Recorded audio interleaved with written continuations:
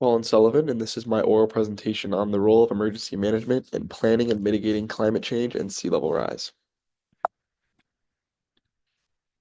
Just a quick overview of the topics of discussion. We have an introduction to climate change, emergency management and climate risks, impacts on communities and infrastructure, mitigation strategies for climate change hazards, and collaboration in the ideal bottom-up planning system, as well as a brief conclusion. So just an introduction to climate change overall. What is climate change? Climate change is a long-term change in the average weather patterns that have come to define Earth's local, regional, and global climates.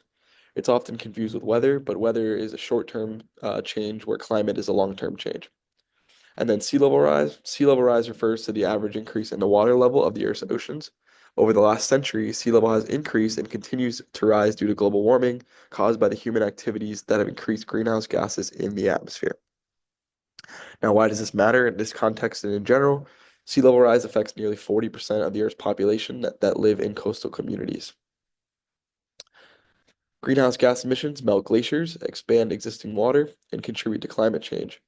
All of these factors contribute to rising sea levels and have and will continue to factor into a myriad of disasters, worsening them and increasing their frequency, and it's mostly man-made. So emergency management and climate risk.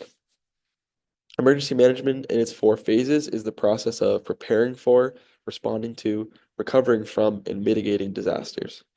This, of course, connects strongly to climate change as it does with other disasters, given that climate change increases the risk associated with hazards like flooding, hurricanes, and storm surge. Emergency managers have and will continue to need to plan for more frequent, possibly more severe disasters that are exacerbated by this climate change, the increase in temperature of the water, and the rising sea levels. So addressing the impacts just briefly, in a lot of cases, emergency managers need to perform a risk analysis looking at flood zones, coastal erosion, infrastructure vulnerability, and population exposure to determine how much risk their community is at in the case of a severe disaster that could be caused by rising sea levels or by climate change. Severe hurricanes, flooding, things like that. Cities closer to the coastlines are more likely to suffer. And then how do we mitigate that? They have to plan for that as well, looking at flood protection strategies, which we'll see in the next slide here, building regulations, coastal management, and then land use and development planning, determining where homes and businesses should be built to best prepare for the impact that might be coming. So like we said, here's some of those mitigation strategies for sea level rising, and these may differ from place to place based on population, location, things like that. For infrastructure improvements, we have seawalls, storm surge barriers, elevated roads and buildings, and improved drainage, of course, to keep that level of water out of the city and then prepare for some of the damages that might occur.